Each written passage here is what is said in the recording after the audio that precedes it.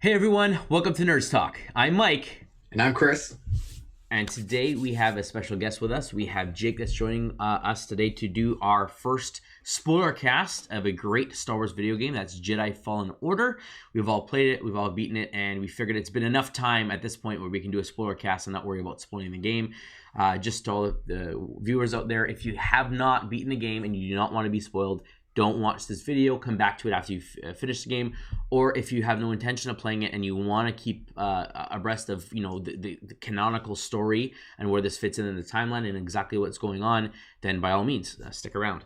But before we dive right in, we're not going to go through everything beat by beat, but just discuss a lot of the main plot points that we're interested in. If you'd like to support our channel, please definitely subscribe, share with your friends, like the video, and drop a comment below.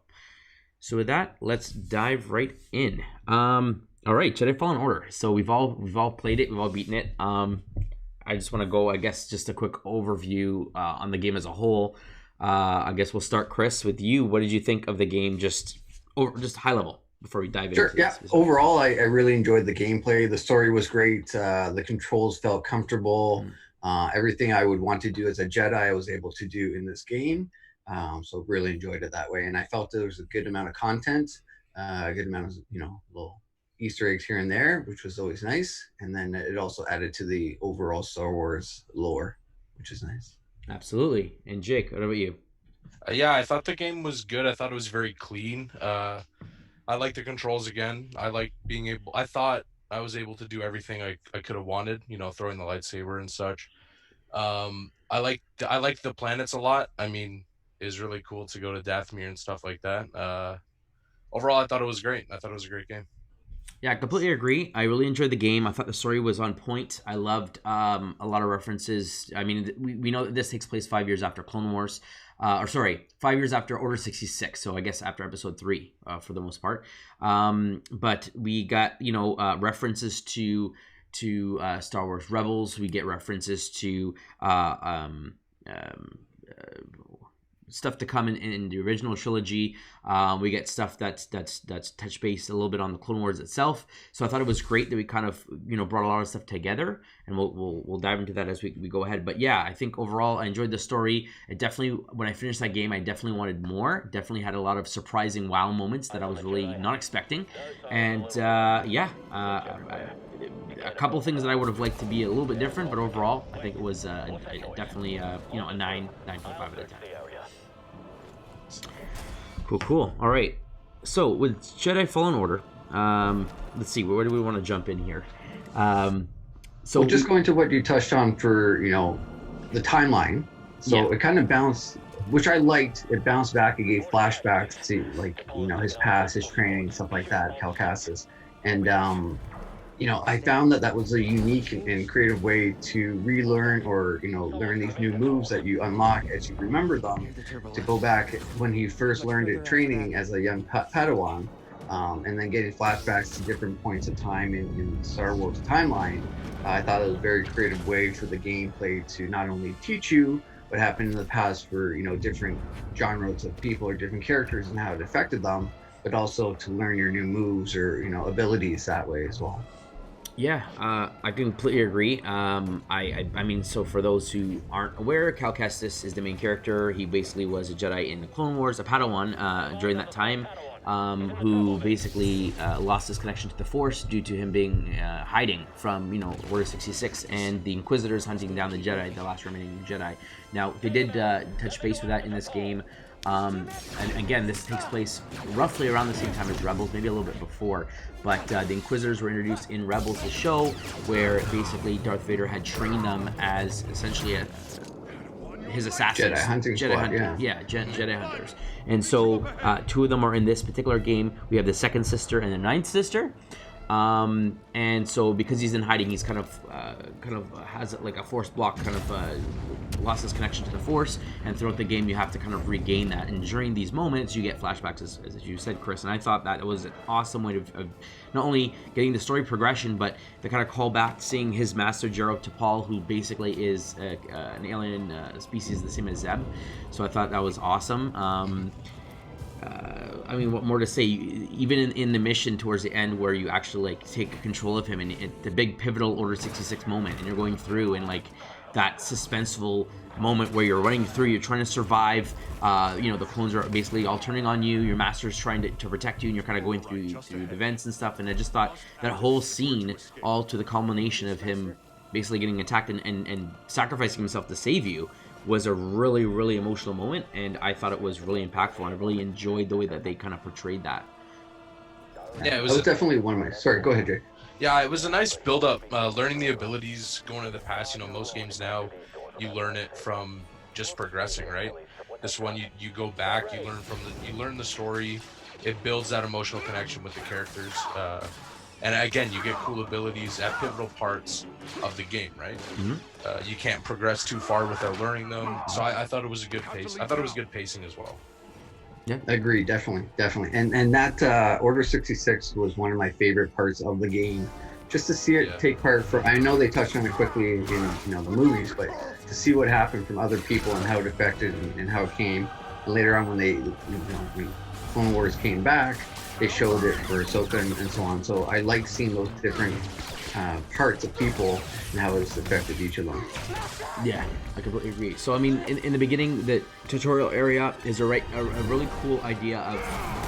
Yeah, we know it's a tutorial area. A lot of your abilities are kind of blocked off, and you're kind of limited to what you can do, and you learn it as you're kind of navigating the environment.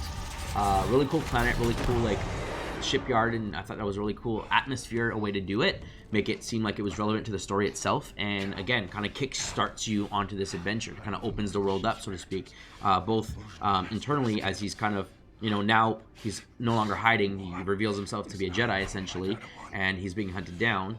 At the same time, kind of opening him up to the various planets and his job, his role at this point in the galaxy, and the whole plan with Siri Junda in regards to finding this holocron. So I thought it was really cool with him and Prof, how they had that relationship. He saves his life. And then he kind of has this, whoa, what was that? Was that the Force? I remember feeling something like that, and kind of like, oh yeah, remember this thing in the distant past that nobody really talks about anymore? Like, it's still there. Like, I guess at this point, 5 years later, some people think of it as a myth. Like, they haven't seen Jedi, they're on different planets. And then to have that kind of creep up, and then go from that to like, this Inquisitors show up, and they're interrogating them, and he's like telling him, you can't tell anybody, and then he pulls out his lightsaber, he's going to try to defend him, and it's just everything, just how it kind of build up, and then to the chase sequence, and then okay, all of a sudden now you're going to learn how to use your lightsaber, and just everything to the whole escape, and him meeting Siri and what's his name, Reese, I thought was a great way to start the game. I didn't feel like it was a slog, at least to me. The navigation was a little bit slow, but I mean, that's throughout the whole game. You're going to get that same kind of experience, but I thought it was a great way to show all the abilities, show all the controls, get you kind of used to what you're expected to do from like a block parry, all that kind of stuff in a quick amount of time while keeping the story going. Thoughts? Yeah, I liked that a lot. I mean, I really didn't expect him to have his lightsaber on him when they got pulled over, right? Yeah. It happened so quick, and then again, like you said, you learn them right away. It's not too fast, but you're still moving forward, you're progressing. I really liked, like I said, I think the pacing in this game overall was just amazing. Yep. I agree 100%.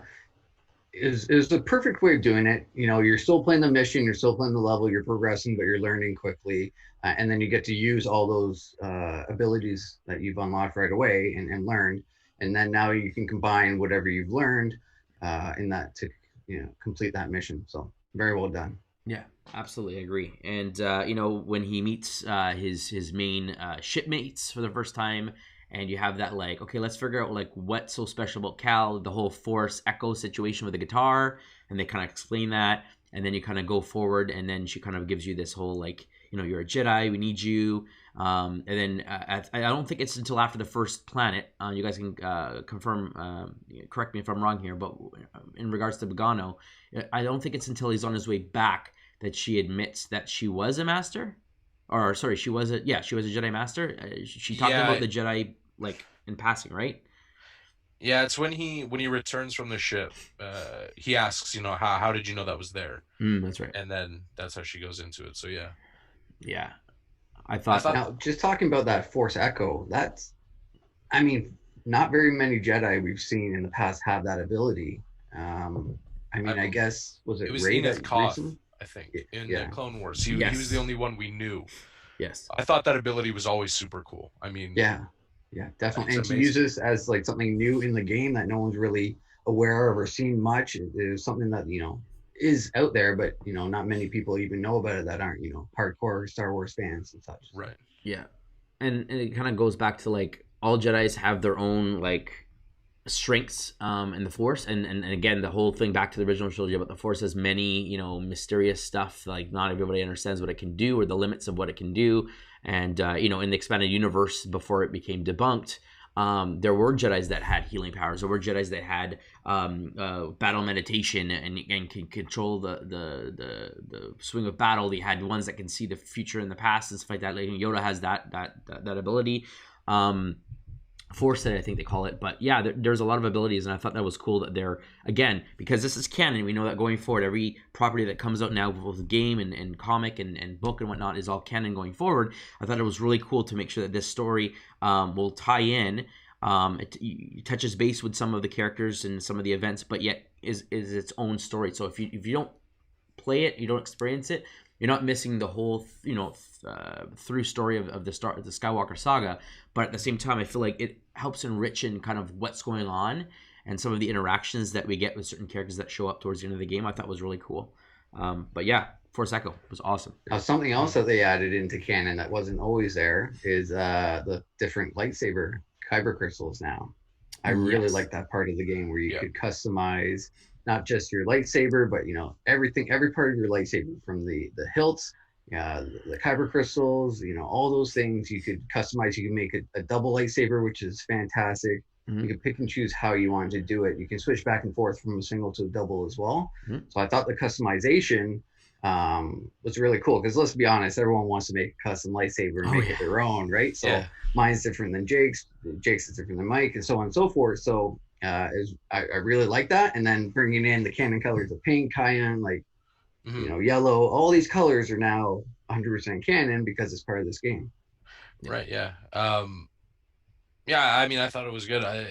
You got to. I mean, the best part about having a lightsaber is it being yours. So it made me Yes. want to go find all of these other materials, and Yeah, it's one of those few games where I enjoyed going to the planets, discovering everything, and I'm like, I can make my lightsaber that I want, Mm-hmm. and any color. I mean, doesn't get much better than that. Absolutely. 100%. That helped with the trying to complete the full game. Is what am I going to find in this chest? What am I going to find? What piece Yeah. am I going to find and stuff, right? So like I went above and beyond and replayed or went back to certain areas to try and find these pieces so that I can have everything unlocked to change it as I wanted to go. And I'll be honest, I changed my lightsaber so many times. I was like, oh, this kind of looks cool now, and then I wanted to change it next week and so on. So Yeah. uh, Yeah.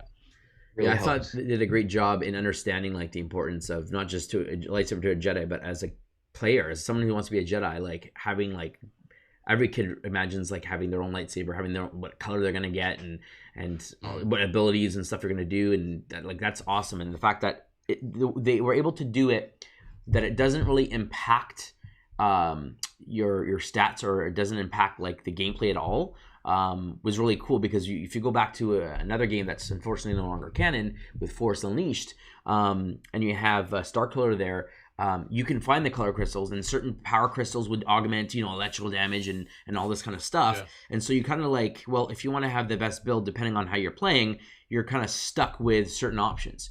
Right. Whereas this is like, you know what, have it look however you want, use double blade, single blade, whatever you want, spec into the skills that you want, and away you go. And the amount of damage you do doesn't change. It's how you play, how you dodge, how you parry, and I thought that was really cool and really smart of it. 100%. They're also smart marketing wise because at Disney, you can literally make that for real at Disney World and Disneyland Yeah. as to what they have there. So they were smart and creative Yeah. wise. Yeah. Um, yeah. I mean, the lightsaber part, I also liked how smooth it was going from single to double bladed in combat. I Yes. mean, it blew my mind once, when you're using it and you're spinning around and then suddenly it's double bladed, then you do the cool moves and you get one. The lightsaber overall, I mean, it was great. I, I would have liked more outfits. I wasn't a big fan of the poncho. Mm-hmm. Poncho was horrible. Especially coming from some of the other designs they put out for outfits that, I would have liked maybe a classic Jedi robe, maybe something darker.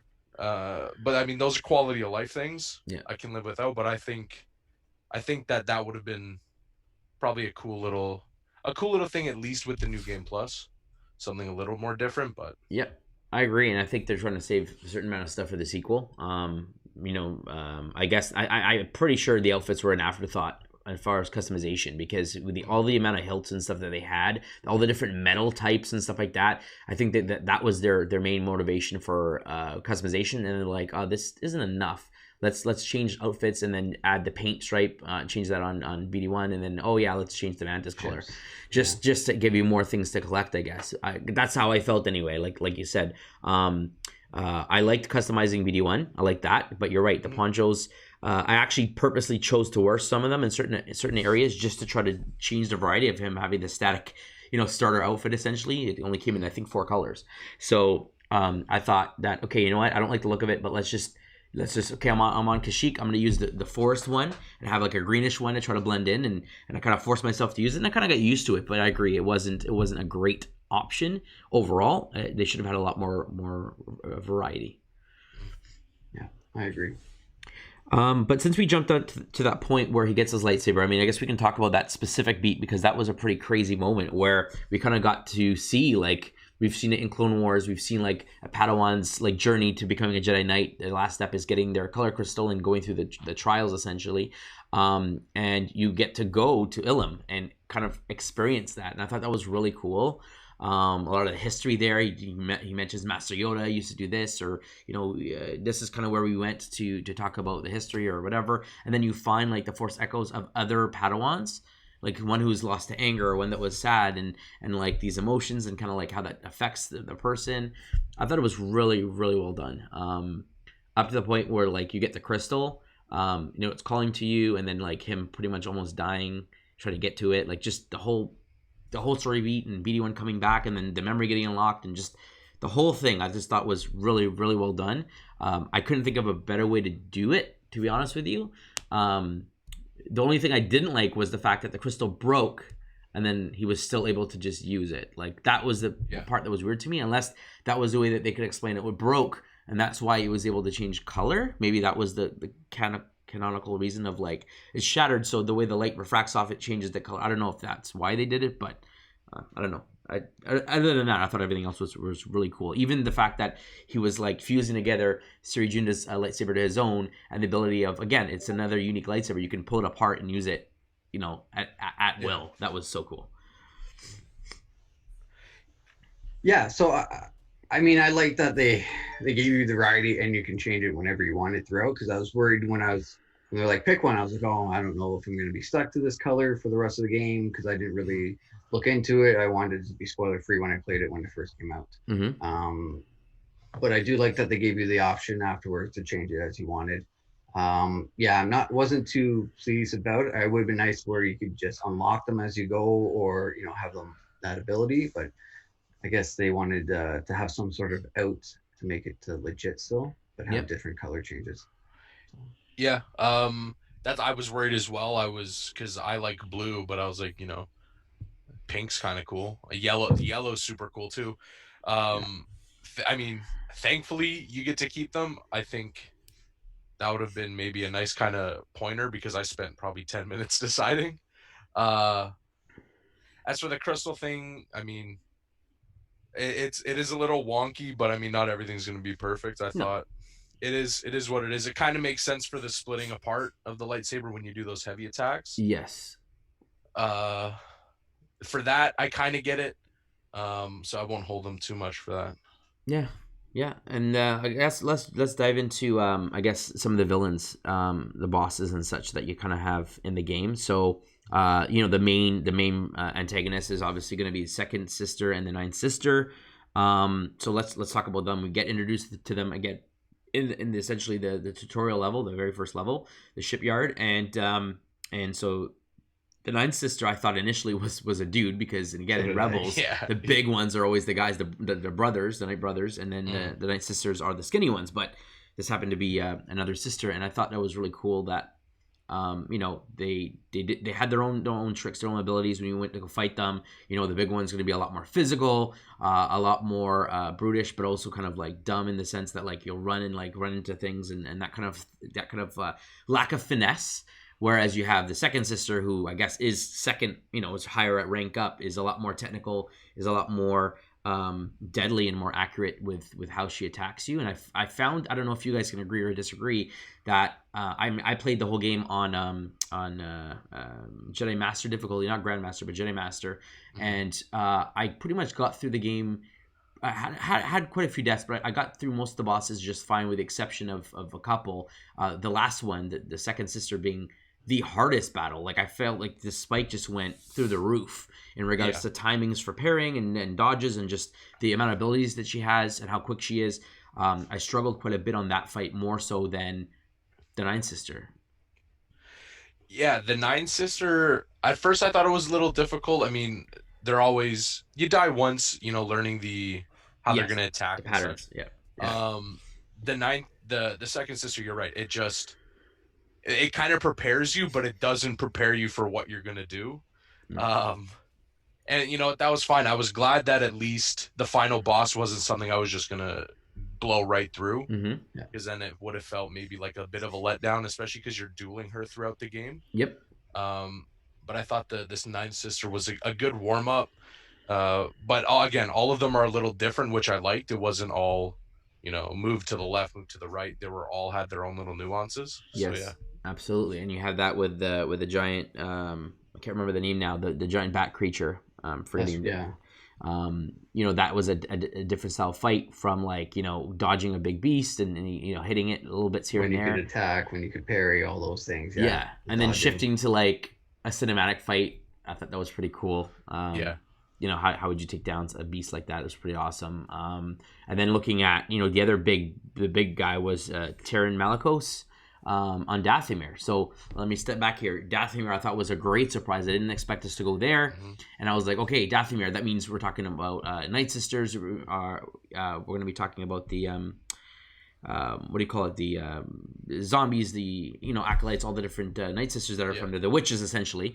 And I thought, okay, this is going to be really, really cool. And then when you show up, okay, the majority of the enemies are the Night Brothers that are there, that's being controlled by, I guess, the last surviving Night Sister.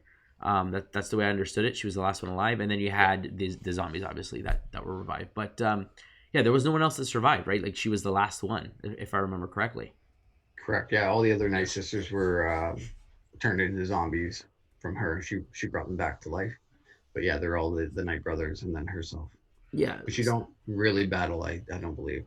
If I remember correctly. Terran Malicos is the main guy there, who was a Jedi fallen to the dark side, and you face him off. And I found his fight pretty difficult, especially in Grandmaster. He was one of the hardest ones for me. Himself and then the second sister at the end were very hard. I think I died the most between those two, just trying to figure out his parries, when you could attack. He threw a bunch of stuff. Like, it was very difficult for me to figure out his pattern. Yeah, it's a good variety. Like I said, all the bosses were a little different. He when he was throwing the lightsabers, I thought that was next level. I thought, again, I got everything I wanted out of being a Jedi or fighting, you know, a Sith. It was even both way.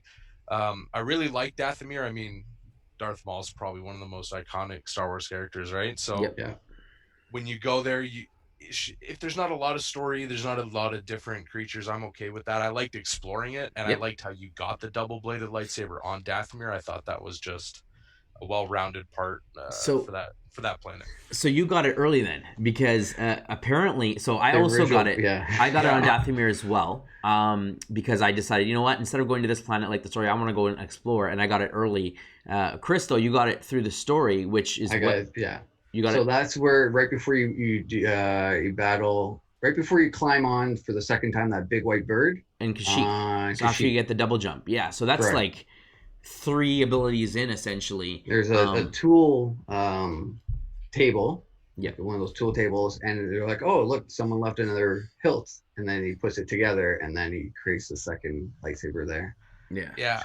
After the first mission, I saw Dathomir, and I was like, well, I have to go there first. That's where A I lot of want to people be. did. That's where Yeah. I want to be. And then I stumbled upon it just exploring, and I played pretty much the whole game with the double-bladed lightsaber. I mean, I wish I did. it's legendary. It was great. Yeah, it makes a big difference, especially with certain enemies, just how much damage it does, Yeah. and just how fast it is. Like if it's a situation where you start off, you have to block and then hit back or break their block. When you have the double bladed, you could just attack so quickly that you just they can't attack you. Like they just take the hits, or they try to attack you and then you still manage to hit through them. So I thought that was really cool. But yeah, I got it on Dathomir as well. I did feel that because they wanted to leave it open, and you kind of stumble upon the parts as you see fit, they should have made that moment a little bit better than just, oh, what's this? Okay, I built the double lightsaber. Like some sort of story beat on either way, whichever path you go, kind of explaining, maybe there's a message from BD1, something that kind of just makes it a little bit more epic than just, oh look, I have a double-bladed lightsaber now. I just thought there should have been some sort of cinematic or some other reason, explaining that. I mean, we know that he was trained with it from his master, right? Because the master used it, and he had his master's lightsaber. So, he was a single-bladed lightsaber, if I remember, as a Padawan. His master had the double-bladed, and because it broke, because of defending him, he ended up using his master's lightsaber, right? Yeah. He dropped his original lightsaber climbing up one of the vents. shafts. That's right. Yeah. So I'm like, yeah, it makes sense. Like he has half of a double-bladed lightsaber. We kind of get that story filled in later, but I just thought it could have been done a little differently. Could have made it more of an epic moment, but I thought that was cool. Mm-hmm. On my second playthrough, I actually got it even earlier. I got it on Bogano. Really? Yeah. There's a room. What's the guy's name? Eno Cordova has this room that you can only get to if you can force push this metal thing down. And so I basically got pushed and went right back, and I was able to push the bridge down. And in his actual room is the lightsaber, where his bed and stuff is. You go in there, and then there's a table, and then there's parts that you can get it like right then. So I was like, oh, I got it even sooner. Like I didn't, again, because you don't think of like, okay, I got this move, leave the planet and come back. Usually you finish the story, you kind of keep going. But I just literally stopped, beeline it out of there, go back to Bogano because I wanted to get some of the parts and stuff like that, just because I had played it, kind of get through and get the abilities to get my skill points up. And I got it much earlier than I expected. So you can technically get it as soon as you get force push. You can go back to Bogano and get it that early. Oh wow! Yeah. I wonder if each planet has a spot where you can find it if you have that ability, a certain ability unlocked. Yeah, I wouldn't be surprised. Pick away. Mm-hmm. Yeah, and maybe that's why they didn't want to do a cinematic, because they wanted to have all these options. But again, I just feel like even if it was via BD1, some sort of hologram, and it kind of kicks the memory back on training or something, that kind of gives them the idea to fix it or something. I don't know, but I thought it was cool, really cool way to do it. Give you the option to fight both ways. Shooting back to the story though, Suri Junda, what did you guys think of her storyline as a master who basically betrayed her Padawan, in the sense of not being able to handle the torture and stuff, kind of betrays her, and then she kind of gets turned into well, we find out she's the second sister, Trilla, right? Mm-hmm. Was that like a shocking moment? Did you guys see that coming? It was different because usually Jedis hold out and never give up the information, and the Padawans never turn or anything like that. Well, not ever. I mean, the biggest one, Darth Vader, turned. But I mean, usually they hold off and protect the weak or innocent and do that. But it was interesting to see them follow the storyline of her admitting that she was not strong enough, and essentially gave them up, and has created the monster that is the second sister that's attacking them and hunting them down. Yeah, I thought it was great. I mean, it really shows you resonate with both characters. Oh yeah, you understand why Trill is so upset, why she switched. The person who's teaching me everything left me with the younglings. I have to watch all of them, and she turned on us. I think you really feel that. Again, the characters were really good. A lot of emotional connection with all of them. It was a great turn. I thought it was great. I thought it was awesome. Definitely didn't see that coming. What about when he tried to find out the reasons why she cut herself off from the Force? Because she talked about doing it. We didn't find out exactly why until we get one of the last memories, I think, towards the last planet, where we kind of get the memory, or it's right before you go to the last planet, where she finally explains her story. And we find out that she actually used the dark side to escape. Right? She got so mad after seeing that her Padawan was turned that she used the dark side and just decimated, I guess, the room that she was in and escaped. And then was, I guess, mortified that she used the dark side. And so she cut herself off because she was afraid she'd be tempted to use it again. And I thought that Is was that when Cal touches the second sister's lightsaber? Is that when he sees all the memories and that she used the? She sees some of the memories, Yeah. but then you see the memory of Trilla and like Yeah. her getting the helmet on and all that stuff. But then Siri fills in the rest of the gaps of like how she escaped and how she actually used the dark side, and that's why she cut herself off. Because I think he asked her about that, like, why are you cut off? Like, what happened to you specifically? And then she goes on talking about like utilizing the dark side because Cal has the whole worry about his connection is severed and he's worried about these emotions that are inside. He doesn't know what's going to happen of it. And he's afraid about that, and so she's trying to coach him through it and explain that she did, unfortunately, go down the wrong path, use the dark side, and then was so afraid of it that she cut herself off, being fearful of using it again. And I thought that was a cool way of like. Even if you're get master rank, Jedi Master, the temptation is there. Once you've used it, it's like, oh wow, like it still has a draw on you, and that's cool. That we saw like in the new movies, Master Luke cut himself off the Force, so it's not something that's new from that perspective of like people doing that. I think back in the Old Republic, Knights of the Old Republic, we had Jolie Bindo who did the same thing, who was kind of like a in the middle kind of gray Jedi kind of thing where he didn't really follow good or dark. But I thought that was a really interesting aspect, and then the fact that again towards the end she has to tap into it again. It's the only way to survive against the enemy. But I thought that was a really cool, again, story beat from you lost your Padawan, all this stuff happened because of you actually used the dark side, you have you lost your connection, you still believe in the Jedi, you just kind of feel like it's not your place. The future rests on someone else's shoulders, not your own. You still have this weakness despite being a master. I thought that was really, really strong. Well, I think they've shown that in a couple of different movies and genres. I mean, a lot of people say that Obi-Wan Kenobi, after Qui-Gon died, kind of went a little more dark against Darth Maul, and used a couple of tactics in his anger to beat him that way. Mm-hmm. But then, so followed the Jedi way. We know about Anakin. He, used the dark side and then ended up turning to the dark side. Mm-hmm. So maybe she knows about both of those kind of stories and Anakin and so on, and maybe feared that and cut herself off. But it was interesting to see that a lot of the Jedis, for different reasons, were cutting themselves off.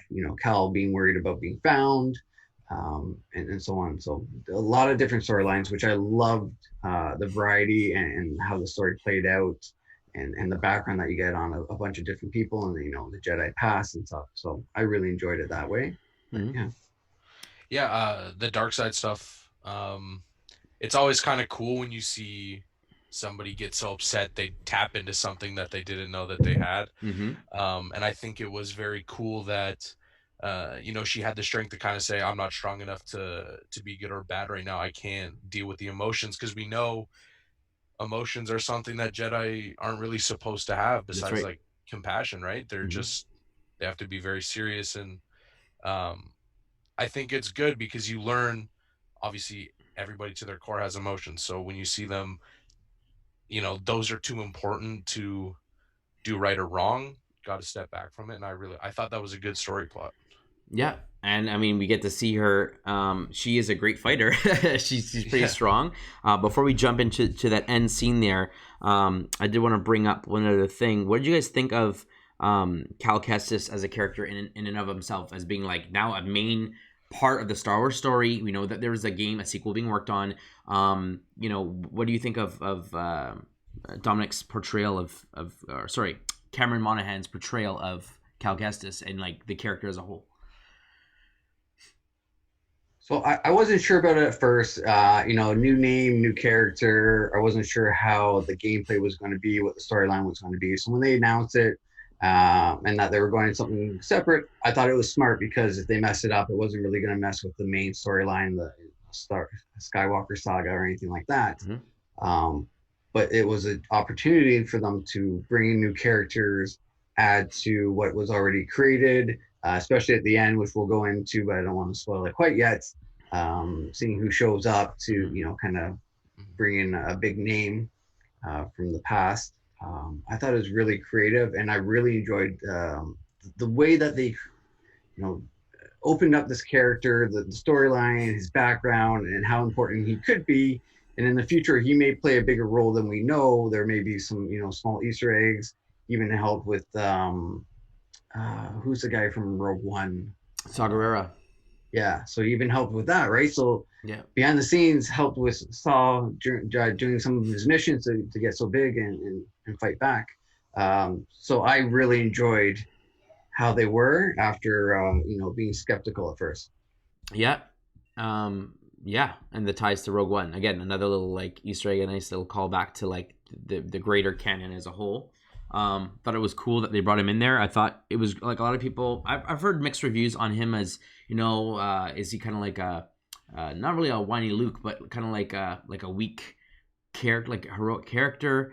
But I thought, again, he wasn't fully trained. He was a Padawan. His master died. He was not fully trained. He was trained some, but definitely not, Jedi Knight level yet, I would assume, right? And at that same time, then him cutting off from the Force, yeah, he could fight. He remembered certain things, but he's definitely not, an Obi-Wan. Well, Obi-Wan's a master, but he's definitely not like one of the other Jedi that fell in the Clone Wars. Like he's more of like a Kanan at most, right? With like that whole thing. But I thought overall, I thought it explained why he's not killing guys in one hit. I mean, in certain characters you are, but I mean a lot of the characters you've got to chip away and how you're not just literally just steamrolling over everyone, because it's like you're learning your powers. You're not full strength as a fully trained person is, and so you kind of like have to dodge, you have to parry. It's it just feels more authentic to the fact that he wasn't trained. Yeah, I mean, he's a younger guy, obviously. If it's just 5 years after Order 66, you assume he's 18, 17, somewhere around there. Mm-hmm. So if he's new, I like that there's difficulty in the people you're fighting, because you connect more with the character as you learn, because he's basically becoming a Jedi all over again, right? So you're learning that with him. I liked that progression. I thought he was a good character. I think the guy that did him was really well. Yep. He was unique. And again, they announced it was canon afterwards, so if it was a fail, it's okay. Yeah. But I don't mind. I would like to see him more in the future for sure. Absolutely. So I guess we'll touch base on Saw Gerrera and the connection to Rogue One, and kind of again bringing that universe together. How they're all played different. They don't all have to be, holding hands with like a Han Solo or a Luke to be part of the big story. Everyone had a role to play, no matter how big or small it was, in various wars and various battles throughout the galaxy, right? So you kind of got to see Saw Gerrera before he went completely loopy in Rogue One, and kind of some of the battles and some of his extreme measures and kind of stuff in action. I thought that was really cool. The Wookiee uprising and all that stuff. But then, then we get the biggest tie to the trilogy with the big surprise at the end. I don't know if any of you guys saw or expected that to come. I honestly did not. I figured after you got her done, you were either going to redeem her somehow, or she was going to have to fight against Siri, or maybe Siri was going to get upset if she died and you have to fight Siri because Siri taps back. I figured that would be the kind of end, and I did not expect this. But what are your guys' thoughts with the big reveal at the end? And any of you guys can jump right in there.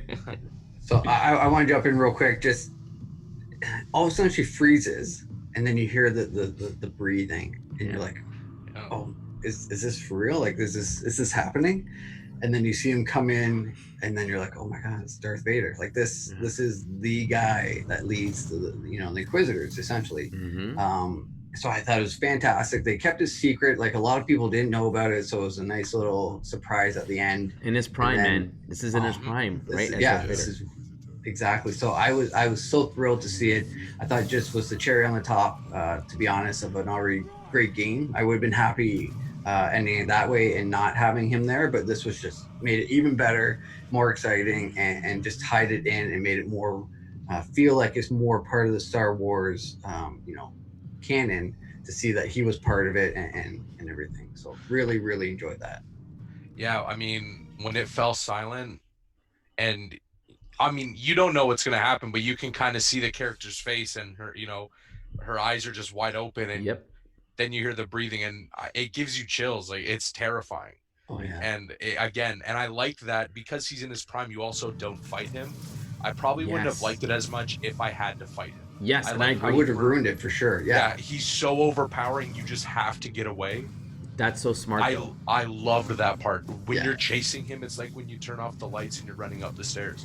You know, Yes. he's on the back of you and you just gotta oh, I gotta go to the left, I gotta jump to the right. I can't get hit by what he's throwing at me. I thought that was perfect. Yeah. Yes. The fear and like, yeah, this is a big deal because we know like, well, you can't fight him and beat him because canon, Darth Vader is in the movies. Like you can't. Yeah. So and this guy's not trained anywhere near Jedi Knight No, level. he's so not a grandmaster or anything like that. So Right? it's like he knows no like choice. crap. Like I don't think Cal has ever heard of a Darth Vader, right? I don't think so. I could be wrong, but I don't think they mentioned anything about him. The Inquisitors. I mean, we know the Inquisitors were trained by him, but does it even mention that they were trained by Darth Vader to hunt down Jedi's? Does it even talk about that? Not in this game that I can remember. It's Yeah, just, no, I don't believe so. yeah, it's just from the show that we are aware of that. And so when this comes in and it's like, oh, there's this guy, and he knows right away, like, oh, I better run. Like this guy is gonna like I'm scared of this guy, and the whole like grabbing him and you got to use the Force to like essentially distract him. And get the heck out of there. And then the whole like the elevator scene, and I'm like trying to rip through the elevator, and then even to the point where you get to the end in the tunnel, and it like, oh my gosh, the door, he's back again. What am I gonna do? And you're fighting, and you're getting destroyed. And then there's that whole cinematic with the lightsaber that's turning against you. He's gonna try to stab you, and then didn't expect that Siri to come back and just, I'm gonna save your butt. And again, tapping into the dark side, do her best to fight Vader. And Vader is like, oh yes, turn to the dark side, you can join me or whatever. Like this whole, like I sense the struggle, and then he's telling her to stop, like don't do it. And then her basically having to use, was it her or him that had to make the Force bubble? I'm trying to remember who did that. Was it Siri or Cal? I think it was Cal, because I think didn't she get knocked out and he had to bring her to the surface? They were in the water, I believe. Yeah, and that was the only way to get away. Was they broke the window. No, I think it wasn't her that she was making the bubble, and then he broke the window as a way. Either way, however, it's again, it's a little whiles ago since I beat it, but yeah, the only way out was to break the window and then hopefully drown this guy. Because yeah, you can use the Force to hold your breath, but you're not going to be able to last forever, and especially in this mechanical robotic suit that you're wearing, right? He's gonna short circuit or something. So I thought that was really cool. That okay, let's break the water as a chance to escape, and so Darth Vader like has to let the grip go and like essentially shield himself or bubble himself essentially, or kind of keep himself protected from the water while they escape. And I thought that was really cool.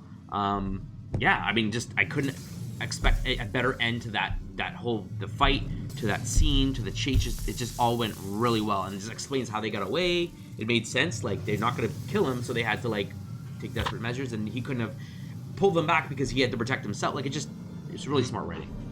Yeah, it was, like I said, it was a great surprise. I think they did it perfectly without fighting him. I think they really nailed it. Yeah, 100%. I enjoyed that part. It made it a different part of gameplay because you fight sometimes. Like this whole game had a bunch of different things I enjoyed. Squeezing through places or climbing up and over places, or that cinematic scene where you're jumping from the mountain to the bats, and then off the bat again to back onto the bat and stuff like that. All these different variations of gameplay, the puzzles, the fighting techniques. It felt very smooth and changed it up so that some games are always just hack and slash block, do all that stuff, right? So it's always fighting, so you get repetitive and you get bored. This switched it up enough where you're investigating things or searching or fighting or whatever it may be. It switched it up enough that it was interesting the whole time and kept the story fun. Yeah, and as a single player game, I mean, for me it's difficult to go back and try to do stuff because you just want to progress the story. But I remember, when you go through these planets and you're like, oh, I need that scomp link or whatever to open that. I got to remember that it's here. I got to come back to this because I want, because you get the cool, you get the Jedi medals, you get the pieces, you get the ponchos. I mean, even though the ponchos were kind of a dud. Yep. I did like the, I think some of the ponchos were kind of cool, Easter egg wise. Yes. Do you want to elaborate on any of those Easter eggs? I mean, the cloth that was in Luke's home, I believe, right in Tatooine. Yep. You can get that one on Dathomir. I thought that was really cool. Mm-hmm. That was actually really one of the two I only liked, kind of the ponchos. I like the darker ones as well, but I thought that one was a cool little throwback, and I like that it was there. Yep, I thought that was very smart. What did you think of the character of Marin and like her, essentially her I wouldn't say redemption arc, because she wasn't really like evil. She was just she's a Night Sister. This is what she was raised, and she's basically trying to defend her planet against the people who attacked her. And the only person that she had trusted was Terran Malicos, who was a Jedi, who then fell to the dark side and started killing her people and trying to rule them. And so, can't trust Jedi. And then, Cal trying to explain like, oh, he's not a Jedi. He's someone else now. Like he's not what we believe in. And then Cal having to prove himself to her for her to finally gain his trust. I thought that was earned. And then deciding, you know what, I want to leave this place. I want to kind of go with you and kind of see what's out there. Join the crew. And became part of the crew. And I thought that was really cool. And I'm hoping that she will be a potential playable character in the second one and have some sort of Sith, Night Sister magic, dark-sided magic going on. But what are your thoughts on Marin? At least as a support player, having the healing ability, or helping out to call her in to help with a large amount of enemies or whatever it may be, because she helped with the fight as well. She came in and helped with that, so it was a huge assist. So I think it would be smart, and they seem to have a good chemistry, the two of them, the way that they made the storyline, for them to have that relationship to trust each other and kind of move on together that way. I would enjoy her in the second one.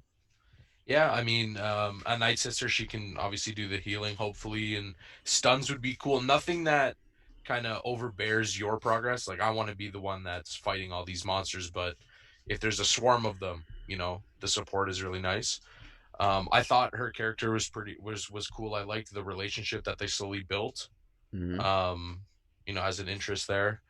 I think she'd be for sure a cool character I'd like to dive into a little more. I mean, as a darker character, seeing them, kind of fight for good in a sense, that's always cool. It's always, you get to see their progress and maybe they fall back. I think she'll be a good character moving forward if they decide to keep her. I agree. And then obviously, it was her that helped save them from the waters. It was her magic that cloaked the ship to allow them to get into the planet's orbit. So, she definitely has a wide variety of abilities that she can utilize that I thought would be cool. And then even in the fight against Malicos, she couldn't just constantly spam him and stuff. She kind of had to figure out what it's actually going to do, use up some energy, and then she kind of had to rest. She wasn't, again, like a Mother Talzin who was been doing this for years and years and years and years. So it was kind of cool that, again, if you think of her as like a like a Padawan, like a mage, someone who's got magic, but it's going to take some time to summon the magic or whatever, to use it. Maybe have some cooldowns and stuff like that. It would be a really cool, unique twist to how you play the game, whether it's in a co-op fashion or you can choose either or. You could really also offer some really cool problem-solving mechanics if you're using them together in missions going forward. But yeah, I thought it was really cool. I like looking at the Night Sisters from a different way, instead of just there are these people here. They got screwed over by the Sith. They made Darth Maul. They made Savage Press. Did the whole stuff there. You had the whole planet situation that went down. They had the war. They got pretty much knocked out. And then this is what kind of remains, and whatever history that she had or what she was told, these are the enemies, so that's all she's known. And then kind of her ability to see past that, I thought it was really, really cool. Yeah. And what do you guys think about the the holocron, and what did you think they were going to do with it? And then are you happy with what they ended up doing with the holocron at the end there, with all the Jedi prospects essentially, and all the Jedi that were left around? The roadmap to them. So I think overall that holocrons with that kind of information, has kind of crept up in Star Wars in the past. We know that in, I believe it's the Clone Wars, where he goes to the library and they have all the data records. He's looking for all the planets and one's missing, and they have records. The Jedi, it's been known they have records of all sorts of random stuff. And so having a record of all the Force potential people would make sense, especially because the Jedi younglings are usually taken at a very young age and raised as trained and raised as Jedi, right? So that would make sense that they'd have to know, okay, these people are sensitive in the Force. Let's go out and then see if the parents are willing to give them up or not, or however that's going to work out. I think that makes sense. What I didn't quite get, and maybe you guys can fill me in on this, is Cordova had a copy of it, or he took the actual one from the library and decided to go and hide it on another planet. Was it a copy he took? And if it was a copy, like, did he just get clearance to go and just take something from the library? Like, I just thought it was kind of weird how he came about having it, because he was doing his own research on, I can't remember what they're called now, the alien species. But his whole goal was to find out more about them, the origins of the Force, you know, how these alien species kind of interacted with the Force, and how they learned light from dark. I think of the different aliens, one of them ended up being evil. That's the one that went to Dathomir, and the other three were good, supposedly. I don't know if that's what you got from the story, but yeah, correct me if I'm wrong. I can't remember if it's a copy of the original holocron or if it's the actual original that somehow he got and decided to hide it away. I thought that was kind of not clear to me. My understanding was that it was the original, but I could be wrong on that one. But that's what I took from the gameplay. I'm not sure if Jake. Yeah, I can't really. It wasn't very specific for me. I mean, that was. I assume it's the original, because I mean, if there's I don't know why they would have had copies if they were so under lock and key at the Jedi Temple. I don't know if there would be copies. I don't know how he would have got one. I assume it's the original, just based off that. And if that's the original, you think of like all the grandmasters and all the people like on the High Council and stuff like that. He is like, I'm gonna take this and hide it somewhere for some reason. Like, no other master, no other person would know where it was, because Siri seemed to say like, this planet was a secret between me and him. It was his own, like, again, doing his research and all of his stuff that he was doing. He was researching the alien species, that he somehow got permission, or he had the right to decide to access this and take it and decide to hide it. Like, you think that there would be another, the point I'm getting across is there'd be another master, Yoda, someone who'd be aware that this was happening, or know of its contents, or, you know, what the situation would be. I just kind of thought it was odd that, you know, he hid this away, left it for someone to find, and all the other masters and everyone was cool with this, or had no idea that this was happening. I just thought that there could have been a little bit more background. It wasn't relevant. It wasn't super important to the story, but I just thought, you know, it was kind of odd, but I kind of let it go because the game was pretty awesome. So. Yeah, it's one of those things that you just kind of, I just kind of swept it under the rug and just didn't really think too much about it, because it was all stored in BB. Is it BB-8? No. BD-1? Yeah. BD-1. Because all that info was stored there, was it not? Well, he had memories with Cordova that he essentially like locked, right? Not really brain wiped him, but kind of locked BD-1 from accessing them until certain points came up, I guess. Like he said, he develops a relationship, he trusts another Jedi, and then I guess during the story they slowly get unlocked because it kind of just happens randomly. So I guess BD-1, I wouldn't think that BD-1 had the information. I mean, he went to go get the holocron. Yeah, and then they recovered it at the end. So no, I don't think BD-1 had a copy of it. Yeah, no, I think he just had the clues. I think that's why they had to go there, because BD-1 was on that planet, right? That's right. Yeah. So Siri, is that her name? Yep, right? Siri Junda. Yeah. So yeah, she knew that the BD-1 was at least there. Yes. So obviously, I don't think he had any of that stuff. I guess that part has to kind of be up for interpretation unless they explain it. Which I'm okay with. I didn't think it was that big, obviously. Yeah. Yep. BD-1 as a partner, as a droid character. I mean, how awesome was he? He was very good. I enjoyed him and something different, right? You don't get the R2s or, you know, the C-3POs and stuff like that. So there's another variation of a cool droid that, you know, you became a true partner with and built that relationship as well. You know, which is typical in the Star Wars, as, you know, the bad guys usually treat them as robots and servants. The good guys treat them as partners and more family type, or, you know, real people type relationships. Yeah, I like that. I mean, obviously you love C-3PO, you love R2-D2, you love those old droids, but it was nice to have one that was small and it wasn't just constantly following you. I think that helped the game as well, because, you know, if whatever reason that the AI gets stuck behind something and you have to use that ability, I like that BD-8. You know, funny character, you know, cute little robot. And yeah, again, like the fact that he's small and that he's with you, it makes progressing those levels fast. You know, like he's with you all the time. You don't have to wait for him to catch up. And it wasn't really an eyesore. He was just there. I thought it was a great character. Yeah, he definitely felt more like a pet than a traditional like droid. Like I see R2-D2 and C-3PO as people, more than droids, like with personality, they talk, they have feelings. But then BD1, while he still is a droid from that sense, I did kind of feel he felt more like a pet dog, or like a Pikachu or something like that. It just was with you, and yeah, it had emotion, wanted to help you fight and stuff like that. But it felt more animalistic and less humanoid to me.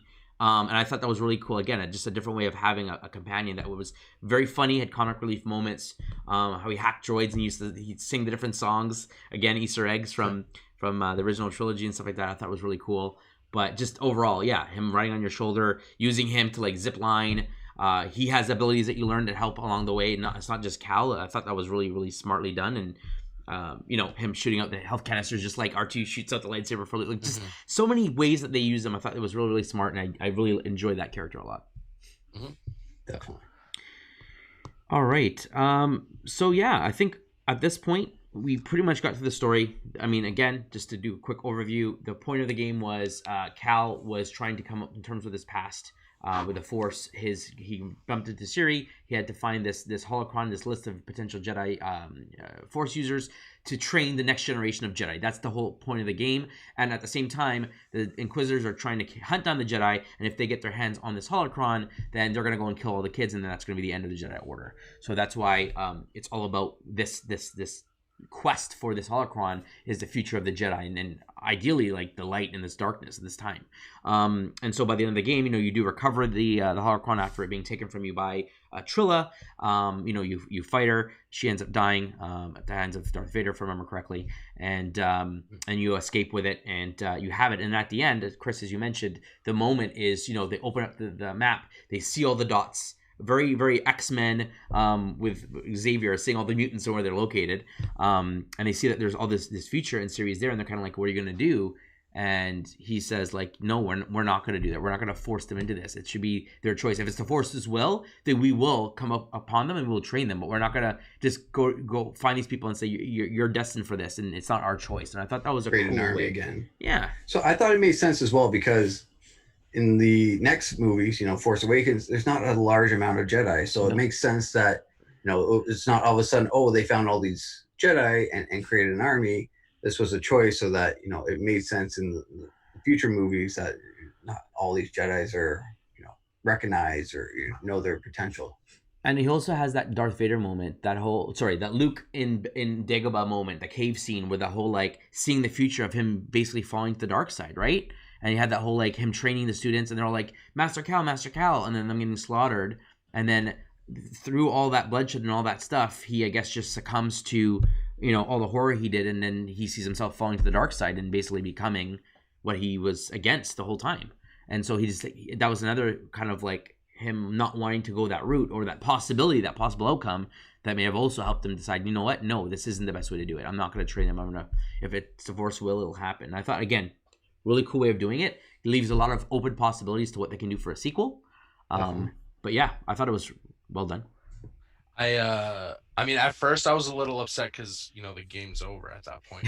You think, I have it now. There could be side missions to help these guys progress, or even if it's not training them, it's just giving them that push to kind of realize what abilities they have,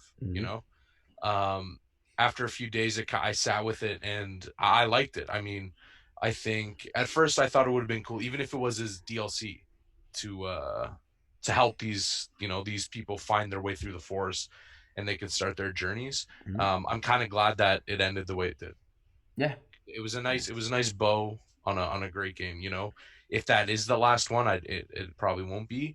I think that would have been a nice one and done replayable game for sure. I think they ended it in such a way that if it didn't sell well and they decided they weren't going to do a sequel, then that's fine. It has an ending, but they have confirmed that they already are on works to the sequel, which is great. And, we don't know, other than Cal being the guy you're going to play as, we don't know, is there going to be other playable characters? Is there going to be, or is he going to be the master, the mentor, and you're going to be another Padawan? We don't know what the future holds, but they definitely are working on a sequel, which I'm definitely excited about. I was gonna say, since we've kind of gone through the majority of the story at this point, was there anything about the game you did not like that you think that he should definitely improve upon for the sequel? Chris, why don't you go first? Or are you happy with offhand? There's not much I can think of. I mean, with the new console, this will change, but the lag, I had a bunch of lag, or it was slow reload times. But that's just the size of the game with the console that we're on right now. That's inevitable. But I think by the time the sequel comes out, it'll be on next gen, so that a lot of those issues will kind of be non-issues. Yeah. Essentially. What about you, Jake? Yeah, I think just quality of life stuff. I would have liked more customization with the outfits for sure. I think the one what you could do with BD1 in the ship was fine. I mean, I didn't really expect to be able to do much with them anyways, but the variety was nice. Outfits would have been nice. The combat was okay. I felt like there were a few parts where it was a lot easier just to kill a bunch of mobs and just get all your force abilities. I would have liked it if that was a little more spread out, because you can just progress if that's what you feel like doing. Besides that, there wouldn't have been much else I would have added. I liked, again, you got to do everything you could as a Jedi. There's not much I would have changed. Yeah. So my biggest issue was just in regards back to the combat. It was specifically the skill tree. So I thought they were quite small. I was hoping for more, and the way it kind of looks like when you first get your abilities and you have your skill points and you see the tree, and then you see 3 paths, one being force, one being health, and one being like your combat skills. I thought, again, whenever you go into that stance, you see 3 bigger circles, and then it kind of focuses on the one. So I always thought that it was going to spread out into a second circle for the force abilities, a second circle for the combat abilities, and another circle for the health abilities, and kind of branch out further depending on how much skills you put in there. And I kind of was let down. I thought that there could have been a lot more options or customization with the skill points. I kind of felt like before I got to the end of the game, I had maxed them out, and I was still getting skill points. I think I ended up the game with like an abundance of 9 skill points, and I thought that kind of sucked for me personally, because I was like, oh, well, this is all there is to have. Like, I have all the attacks, and again, they weren't that varied other than switching between double bladed and single bladed lightsaber. You have to hold the button for a power attack, tap it for another attack, and then a lot of other ones were just augmenting on what you already did. You can attack while you're running or block while you're running. I just thought that there could have been a lot more, even if it wasn't force powers, but just ways to use the lightsaber or different flips or tricks you could possibly do. And so I thought, after playing games like Spider-Man and God of War, and just the ability trees that they have in there, I just thought that this was a little lacking for me personally. The most valuable one being like the I think it was 3 points to get like boost to all your lightsaber damage, period. And that was like the most valuable point to me. It's allowed me to tear through, especially on Jedi Master difficulty, get through fights a little bit easier. But at the same time, once I got to that point and I got that ability, I was now, okay, let's fill in the last few ones that I needed. And I didn't feel like those extra abilities really changed the way I played the game at all. Like making slow last longer, or slowing more enemies at once, or pushing more enemies at once didn't really make that much of a difference to how I was playing the game. So I just felt like a lot of the points that you got wasn't super spectacular. And that's just my opinions. I don't know if any of you guys agree, but I'm hoping that for a sequel that they definitely expand on that into what you can do, the options, the abilities, that kind of stuff. What are your thoughts? I would expect them to expand the skill tree, especially with other games that are doing the same kind of skill tree type system. They are very vast and have lots of options. So I wouldn't be surprised if they end up adding more abilities, or more skills, and doing that. Especially in the second game, he should be more in tune with his Jedi skills. So he should be more and more towards a master, maybe not a master, but getting better and better. So defining those skills in the skills tree would be better. Yeah, I agree with you, Mike. It did feel like I progressed very quick in the skill tree, because when it comes down again, you see the things, and I figured that I was just going to branch off. Like, after I maxed out the force, or I maxed out health, there was going to be something more. Yep. That was a little lackluster. I think if they do the second game, I wouldn't even mind if you mentioned God of War, you can put points into BD1, or if you have the mirroring character, you can put points into that. I think that would be okay, even if it's smaller for Cal. Even if you can upgrade the other people, I would be okay with that. Yeah, I agree. That would be cool. Yeah. Well. So I mean, that's my takeaway for improving the game.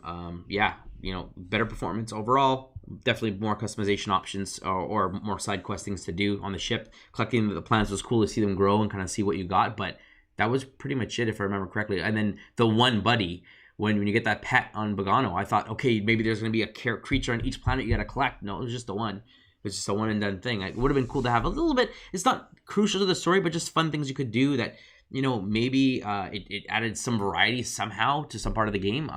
Would have been nice. But again, it's all hopes for the second game. So I thought of one other thing. Being able to call the ship when you're at the complete opposite end of a map. And not having to run through the whole map again. It was torturous to go back and try and find your way to that ship again instead of just fast tracking or having to call it to you or something, because that was a nightmare for something, because I was literally sometimes on the complete opposite side and forgot how to get back sometimes. Especially on Zepho with the Stormtrooper base. Yeah. No, that's a great point. I'm glad you brought that up, because I think the map wasn't that good. I liked the 3D style, but it overlapped each other. Yeah, it was very hard to navigate. I would, even if they had a set a waypoint feature, so it can be like, okay, take this elevator, take one of the 7 at the bottom. Yep. This will, and then you just, I agree. It was, even if it's like, okay, I've passed this level, I have to go back to the ship. If it's a quick cut to the ship, I would be fine with that. I would rather, because I probably spent, I think one night, an hour and 45 minutes trying to get out of the bottom of Zepho. Same here. It was. It looks the same, which is fine, but it's so confusing. It is, and I think that the way they could improve that, because the map is through the droid, and he is a computer.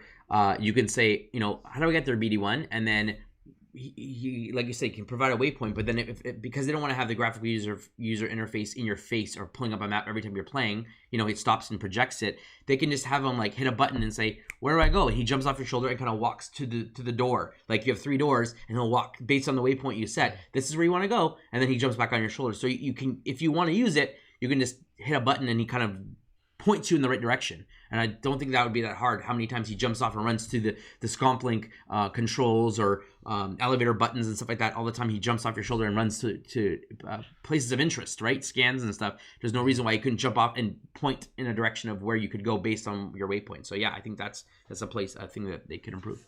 Yeah, even if it's like a fast traveling, a system like that, to meditation spots, to certain meditation spots, that would, even if they're closer to the ship, I would have preferred that rather than trying to navigate.